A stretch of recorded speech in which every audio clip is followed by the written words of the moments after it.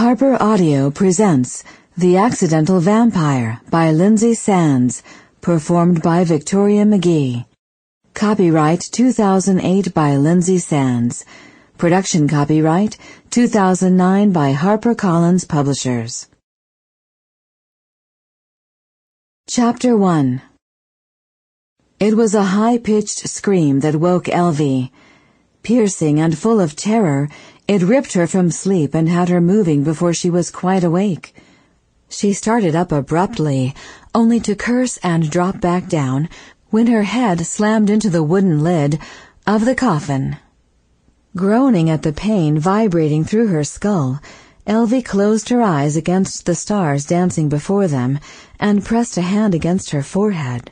She'd really cracked herself good, and would have liked to clasp her head in both hands and roll around in agony for a moment, but the casket wouldn't allow it. And then a second terrified shriek reminded her of why she was awake. She reached out with the hand not holding her head and gave the coffin lid a shove that sent it flying open. She then had to release her head to get up. Climbing out of a coffin was a two-handed job and ridiculously strenuous first thing in the morning, especially before her first bag of blood. Elvi cursed her way out of the contraption, her bare feet slapping on the hardwood floor as she hurried out of her room without even bothering to grab a robe to cover the white cotton nightgown she wore. Another scream cut the air as she raced up the hall. A fourth was being issued just as she burst into Mabel's room. Elvi slammed the door open, uncaring that it crashed into the wall and probably left a lovely hole. She spotted Mabel at once, standing on the bed in her robe, backed against the wall, silver hair a chaotic mass around her head, and eyes wide with panic. The woman was waving a body brush wildly in the air at a bat that was swooping just as wildly around the room near the ceiling. She was also, apparently, screeching every time the winged animal came anywhere near her. Elvi watched as the bat swerved to avoid hitting the far wall and swooped back toward Mabel, setting off another shriek. Veering to the side to avoid the waving shower brush, the bat swept through the open bathroom door and briefly out of sight. Elvi rushed over and slammed the door closed, trapping it inside. "Oh!" Mabel collapsed on the bed, hugging the shower brush to her chest. "Oh, thank God!" Elvi propped her hands on her hips and scowled at her housemate.